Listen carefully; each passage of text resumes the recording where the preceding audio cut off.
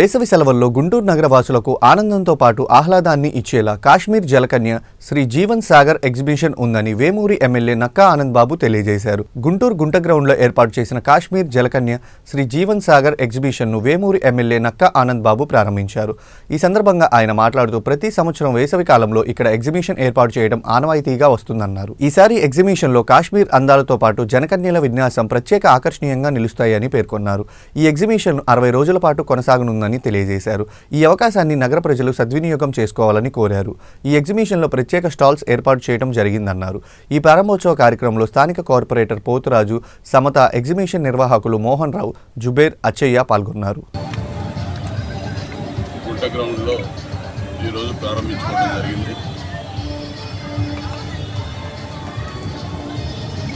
ప్రతి ఏటా సమ్మర్లో ఎగ్జిబిషన్ అనేది రెగ్యులర్గా నిర్వహిస్తూ ఉన్నాం.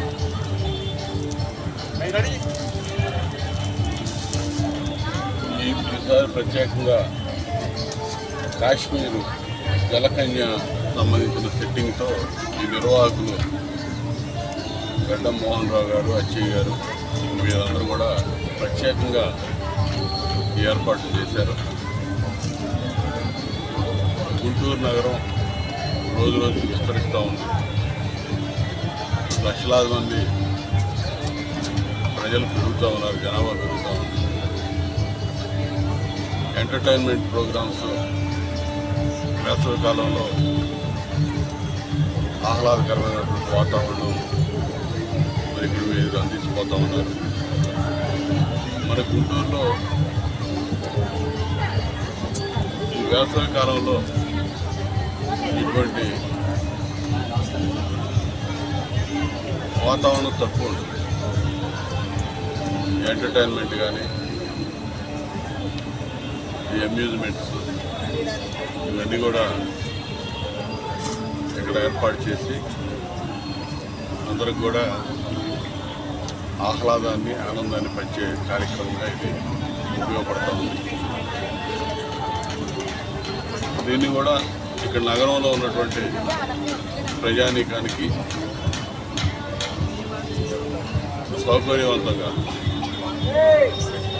కాస్ట్ ఎఫెక్టివ్గా, తక్కువ ఖర్చుతో అందించేదానికి నిర్వాహకులు కూడా కృషి చేయాలని చెప్పి కోరుతూ ఉన్నాను. గత 5 ఏళ్ళు మేము చాలా ఇబ్బందులు పడ్డాం. ఇలాంటివి కూడా ఎవరు చేయలేదా మమ్మల్ని. రాజకీయ ఎఫెక్ట్ పనికి మాలాడి నగరంలో చేరి పర్మిషన్ రాకుండా అడ్డం పడ్డారు. వచ్చిన పర్మిషన్కి రకరకాలుగా ఇబ్బందులు పెట్టారు. కరోనా వచ్చి ఎగ్జిబిషన్ చేయలేకపోయారు. చాలా రకాల ఇబ్బందులు అవన్నీ కూడా అధిగమించి ఈరోజు రాష్ట్రంలో ప్రభుత్వం మారింది. చంద్రబాబు నాయుడు గారి నాయకులు మనకి గుంటూరు నడిబొడ్డులో ఉన్నటువంటి గుంట గ్రౌండ్లో ప్రతి సంవత్సరం కూడా ఎగ్జిబిషన్ అనేది పెడతా ఉంటారు. సమ్మర్కి పిల్లలకి అందరికి కూడా ఆహ్లాదకరంగా ఉండటం కోసమని ఈసారి మాత్రం స్పెషల్గానే పెట్టారు. ఎప్పుడు నేను చూడలేదు ఇటువంటి ఎగ్జిబిషను. ఏంటంటే స్టార్టింగ్లోనే కాశ్మీర్ అందాలు, మనకి యాపిల్ తోటలు కానీ, స్నో కానీ ఎట్లా ఉంటుందో కూలింగ్గా రావడానికి ఆహ్లాదకరంగా ఎంట్రన్స్లో పెట్టారు. తర్వాత జలకన్యల విన్యాసాలు పెట్టారు. చాలా నేను ఎప్పుడు చూడలేదు. చాలా డిఫరెంట్గా కూడా ఉంది. అంతేకాకుండా పిల్లలకి ఇక్కడికి వచ్చి ఎంటర్టైన్మెంట్కి జైంట్ వీల్స్ కానివ్వండి, కొత్త కొత్త ఎక్విప్మెంట్స్ అవన్నీ పెట్టడం జరిగింది. అంతేకాకుండా ఫుడ్ ఐటమ్స్ కానివ్వండి, సమ్మర్ హాలిడేస్లో పిల్లలు ఎగ్జామ్స్ రాసి ఉంటారు. ఆ సమ్మర్ హాలిడేస్లో పిల్లలకి ఆహ్లాదకరంగా ఉండటం కోసం అని చెప్పి ఈసారి మాత్రం చాలా డిఫరెంట్గా పెట్టారు. గుంటూరు వాసులు తప్పకుండా మీ పిల్లలతో అందరితో వచ్చి ఈ ఎగ్జిబిషన్ని తిలకించాలని చెప్పేసి కోరుకుంటున్నాను. కానీ చాలా డిఫరెంట్గా ఉంది. అందరూ తప్పకుండా రావాలనేసి మనస్ఫూర్తిగా కోరుకుంటున్నాను. అంతేకాకుండా ఇక్కడ పెట్టినటువంటి మోహన్ రావు గారు కానీ వీళ్ళందరూ కూడా ఇక్కడ టీం అంతా కూడా చాలా చక్కగా అరేంజ్మెంట్ అనేది చేశారు. చాలా బాగుంది. ఈరోజు ఓపెనింగ్కి మనం నక్కా ఆనంద్ బాబు గారు, ఎమ్మెల్యే నక్కా ఆనంద్ బాబు గారు రావడం జరిగింది. వారి చేతుల మీదుగా ఈరోజు ఎగ్జిబిషన్ అనేది ఓపెన్ చేయడం జరిగింది. గుంటూరు వాసులందరూ కూడా ఈ ఎగ్జిబిషన్ని వినియోగించుకోవాలని చెప్పేసి వారికి కూడా, నిర్వాహకులకు కూడా అభినందనలు తెలియజేస్తున్నాను. ఎగ్జిబిషన్ చాలా కష్టాలతో కూడుకున్న విషయం ఇది. ఎన్నో కష్టాలు వచ్చుకొని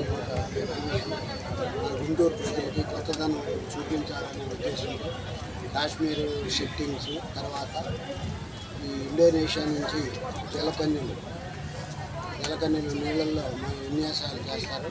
చాలా ఆనందంగా ఉంటుంది. ఈ అవకాశాన్ని మనకు గుంటూరు ప్రజలందరూ కూడా సద్వినియోగం చేసుకుని ప్రతి ఒక్కరు సాయంత్రం 5 గంటల నుండి రాత్రి 10 గంటల వరకు ఈ ప్రదర్శన తిలకించవచ్చు. ఎగ్జిబిషన్లో అనేక రకాల రైడ్స్, తిరుగుతున్నది కావాల్సిన మోడల్స్, టాయ్స్, అన్ని రాష్ట్రాల నుంచి సేకరించి తీసుకొచ్చిన స్టాల్స్ ఉన్నాయి.